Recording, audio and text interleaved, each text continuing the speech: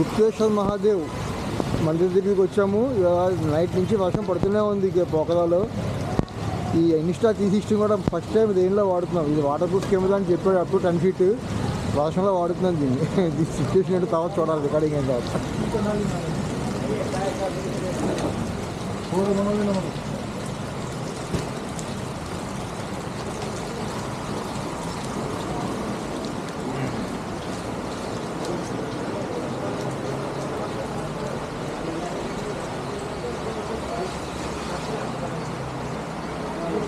Just 20 meters from here.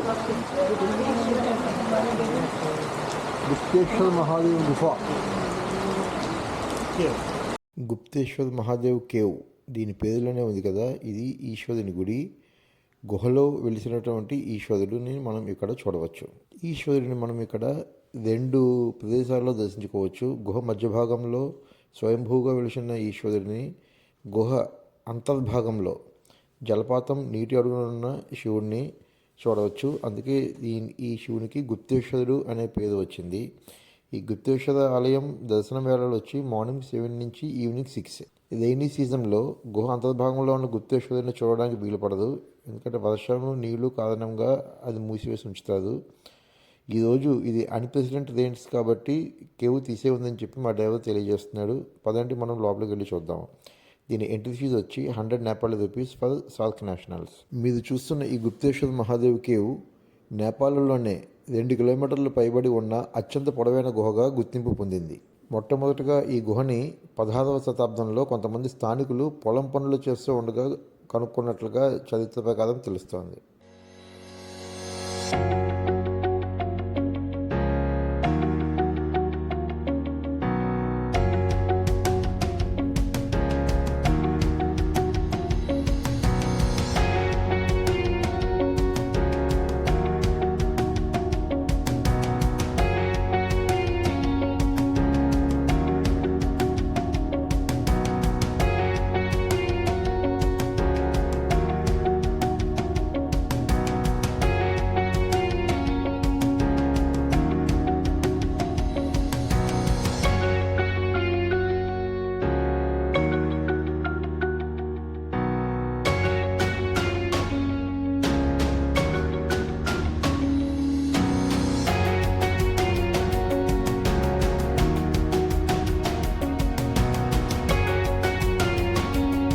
మనం ఇప్పుడు చూస్తున్న ఈ గుహ ముఖద్వారము 1991లో నిర్మించబడింది. చూస్తున్నారుగా, బ్రౌన్ కలర్ థీమ్తో అత్యంత మనోహరంగా హిందూ దేవీ దేవతా విగ్రహాలతో నిర్మించబడింది.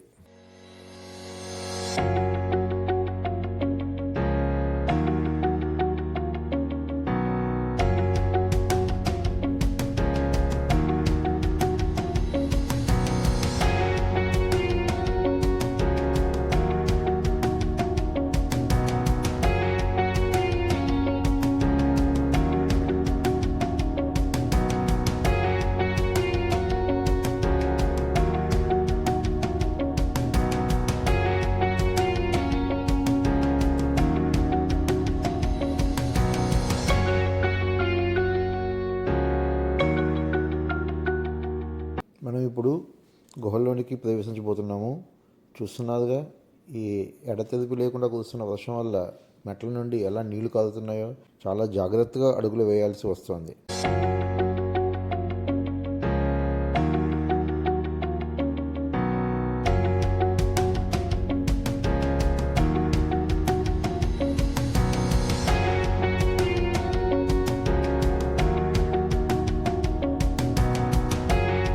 మనం చూడబోతున్నది కామధేనువు గుహ.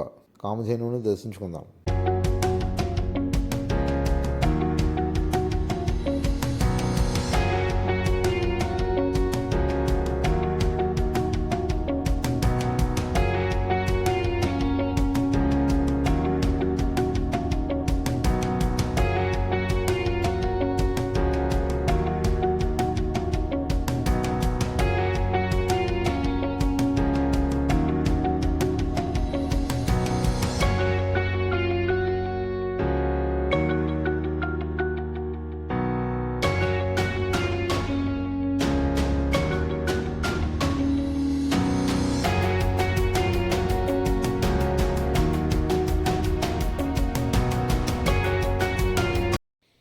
జాగ్రత్తగా గమనించండి. కామధేనువు శివలింగం మీదకి తన పొదుగు వచ్చేలా నిలబడి శివునికి క్షీరాభిషేకం చేస్తుంది. వీడియోని కొంచెం స్లో మోషన్లో పెట్టి చూపిస్తున్నాను. కామధేనువు దర్శనం పూర్తి చేసుకున్న వెంటనే గుహ మధ్య భాగంలో ఉన్నటువంటి స్వయంభూగా వెలిసిన మహాశివుడిని పార్వతీదేవి శేషనాగు సమేతంగా దర్శనం చేసుకోవడం జరిగింది.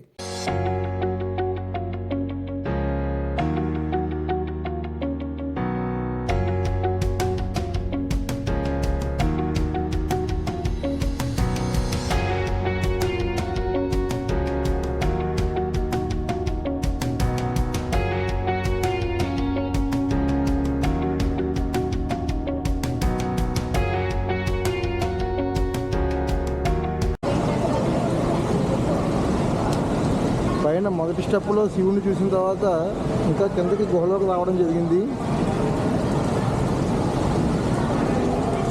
చాలా నేలో గుహ ఇది.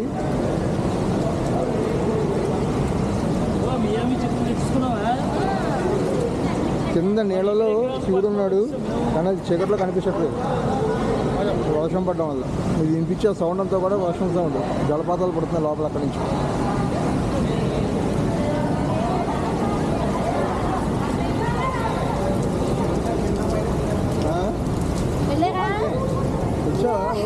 ఆయన వెళ్ళిపోమన్నాడు, వెళ్ళండి ఏం కాదు, ఇక్కడ వెళ్ళండి చెప్పలేదు. మంచిగా గుడ్ గుడ్.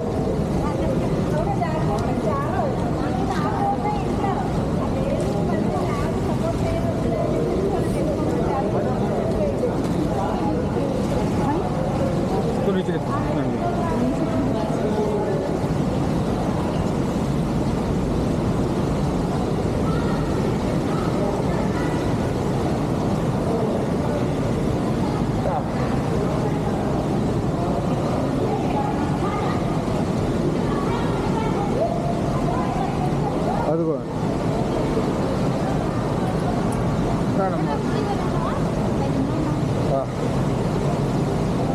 అద్భుత. ఇప్పుడు గుహలో చూడండి కనిపిస్తున్న ఇందాక వినిపిస్తున్న సౌండ్ అంతా కూడా పైనుంచి పడుతున్న జలపాతం, పైనుంచి పడుతుంది. యాక్చువల్గా ఈ వర్షము జలపాతం లేకపోతే శివుణ్ణి మనం కనిపిస్తున్న నీళ్ళలో చూడొచ్చు. ఈ నీళ్ళతో మునిగిపోవడం వల్ల ఇక్కడ ఉన్న గుప్తేశ్వరుడు, అందుకే దాని పేరు గుప్తేశ్వరుడు. నీళ్ళు లేనప్పుడే అతను మనకు పైకి కనిపిస్తాడు, నీళ్ళు ఉన్నప్పుడు కనిపించాడు. కాబట్టి ఇది గుప్తేశ్వర కేవు. ఇక్కడ ఉన్న ఈశ్వరుని గుప్తేశ్వరుడు అని చెప్పి పిలుస్తున్నారు. జై మహాదేవ, హర హర శంభో మహాదేవ.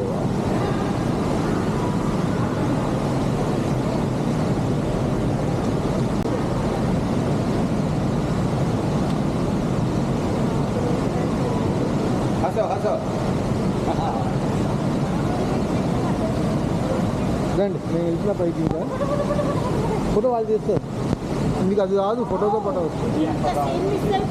అదే పిలిచాం కదా రమ్మని మేము మిస్ అవ్వదు.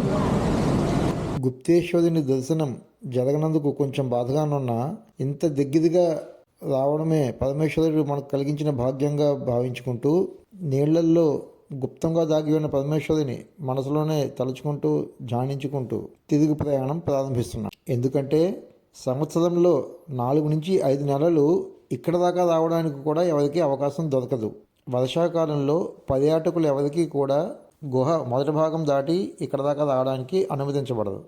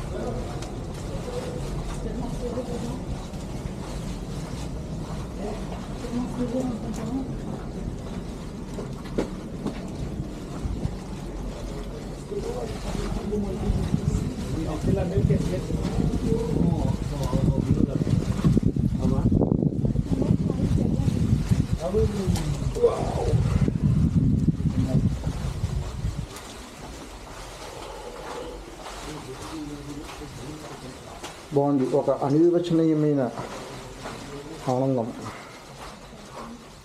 బాగుంది. నేపాల్ దిప్పేసి ఎంట్రీ టికెట్ జస్టిఫైడ్.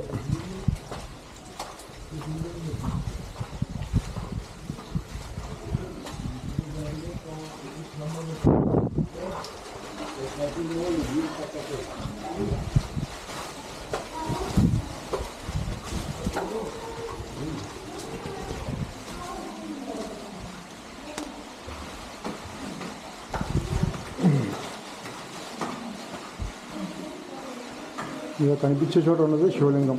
శివలింగం పై భాగం చూడొచ్చు, కనిపిస్తుంటే మరి కెమెరాలో ఎలా ఉందో తెలియదు నాకు. అక్కడ అలౌడ్ కాదు అక్కడ తీయడం, తీయట్లేదు.